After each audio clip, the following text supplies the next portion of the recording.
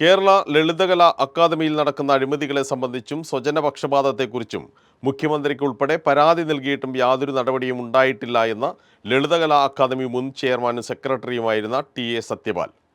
കഴിവുള്ള ഒട്ടനവധി കലാകാരന്മാർക്ക് എറണാകുളം ദർബാർ ഹാൾ ആർട്ട് ഗാലറിയിൽ അവസരം ലഭിക്കുന്നില്ലെന്നും സത്യപാൽ ആരോപിച്ചു. എന്നാൽ അക്കാദമിയുടെ പ്രവർത്തനം സുതാര്യമാണെന്നും കലാകാരന്മാരെ ചേർത്ത് നിർത്തുന്ന നിലപാടാണ് സ്വീകരിക്കുന്നതെന്നും അക്കാദമി സെക്രട്ടറി ബാലമുരളീകൃഷ്ണ പറഞ്ഞു. ലളിതകല അക്കാദമിയിൽ അഴിമതികൾ കൊടികുത്തി വാഴുകയാണ്. 8.5 ലക്ഷം രൂപ ചിലവ് വരുന്ന അവാർഡ് ദാന ചടങ്ങിന് 55 ലക്ഷം രൂപയാണ് ചെലവിട്ടത്. ഇടതുപക്ഷ സർക്കാർ അധികാരത്തിലിരിക്കുമ്പോൾ ഇതാണ് അവസ്ഥയെങ്കിൽ കലാകാരന്മാർക്ക് രക്ഷയില്ല എന്നും സത്യപാൽ ആരോപിച്ചു.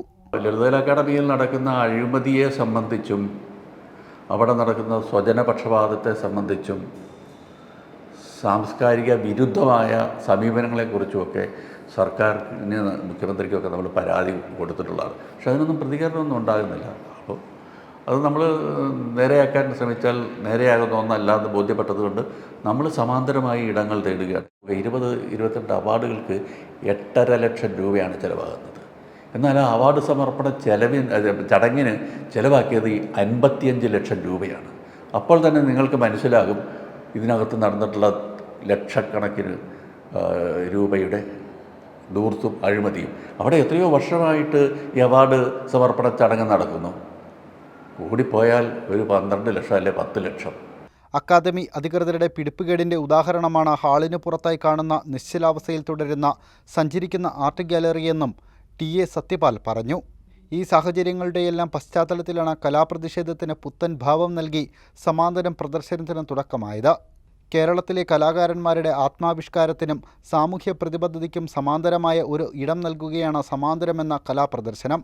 കലയും സാമൂഹിക പ്രതിബദ്ധതയും കൈകോർക്കുന്ന സമാന്തരം ജനുവരി 15 മുതൽ 30 വരെ വൈറ്റിലയിലെ മെർമേഡ് കോംപ്ലക്സിലുള്ള ആർക്കൈ ആർട്ട് ഗാലറിയിലാണ് നടക്കുന്നത്. 100 കണക്കിന് കലാകാരന്മാർ അല്ലെങ്കിൽ പരിഗണിക്കപ്പെടേണ്ട അനവധി കലാകാരന്മാർ നമ്മുടെ കേരളത്തിലുണ്ട്. അവർക്ക് ലളിതകല അക്കാദമിയുടെ ഗാലറികളിൽ പ്രത്യേകിച്ചും ദർബാർ ഹാളിലൊന്നും ഇപ്പോൾ പ്രദർശനത്തിന് ഇടമേ കൊടുക്കുന്നില്ല. അവിടെ അവർക്ക് അവരുടെ ലളിതകല അക്കാദമിയുടെ സെക്രട്ടറിയെയും ചെയർമാനെയും ഉൾപ്പെടുത്തുന്ന പ്രദർശനങ്ങൾക്ക് മാത്രമാണ് ഇപ്പോൾ അനുമതി കൊടുക്കുന്നത്. അത്രമാത്രം തരം താണു പോയിരിക്കുന്നു. അപ്പോൾ സ്വാഭാവികമായിട്ടും അവരോടൊന്നും മല്ലടിക്കാനൊന്നും കലാകാരന്മാർക്ക് താല്പര്യമില്ല. അതുകൊണ്ട് നമ്മൾ സമാന്തരമായ ഇടങ്ങൾ തേടുകയും കണ്ടെത്തുകയും കലയെ പ്രദർശിപ്പിക്കുകയും ചെയ്തുകൊണ്ടിരിക്കുകയാണ്. അതിൻ്റെ ഭാഗമായിട്ടാണ് ഈ പ്രദർശനം ഇവിടെ സംഘടിപ്പിക്കപ്പെട്ടിട്ടുള്ളത്. വളരെ മനോഹരമായ ഈ ഗാലറിയിൽ 32 ചിത്രകാരന്മാരാണ് പങ്കെടുക്കുന്നത്. സത്യപാലാണ് ഈ പ്രദർശനത്തിൻ്റെ ക്യൂറേറ്റർ. 32 കലാകാരന്മാരുടെ വൈവിധ്യമാർന്ന ചിത്രകലാശൈലികൾ പ്രദർശിപ്പിക്കുന്നു. 1934 അന്തരിച്ച ഗോത്രശില്പി സക്കാറാം ബേജിൻ്റെ വെങ്കല ശില്പങ്ങൾ പ്രദർശനത്തിൻ്റെ പ്രധാന ആകർഷണമാണ്. എന്നാൽ ലളിതകലാ അക്കാദമിയുടെ പ്രവർത്തനം സുതാര്യമാണെന്നും കലാകാരന്മാരെ ചേർത്ത് നിർത്തുന്ന നിലപാടാണ് സ്വീകരിക്കുന്നതെന്നും അക്കാദമി സെക്രട്ടറി ബാലമുരളീകൃഷ്ണ പറഞ്ഞു. മികച്ച സൃഷ്ടികളുടെ പ്രദർശനം ഒരുക്കുന്നതിനാണ് അക്കാദമി പ്രാധാന്യം നൽകുന്നതെന്നും അദ്ദേഹം കൂട്ടിച്ചേർത്തു. കൃത്യമായ ഓഡിറ്റ് വർക്കുകൾ അക്കാദമിയിൽ നടക്കുന്നുണ്ടെന്നും അഴിമതികൾക്കുള്ള യാതൊരു സാധ്യതയും ഇവിടെ ഇല്ല എന്നും ബാലമുരളീകൃഷ്ണ പറഞ്ഞു. നല്ല ഷോകളൊക്കെ നടത്തുക.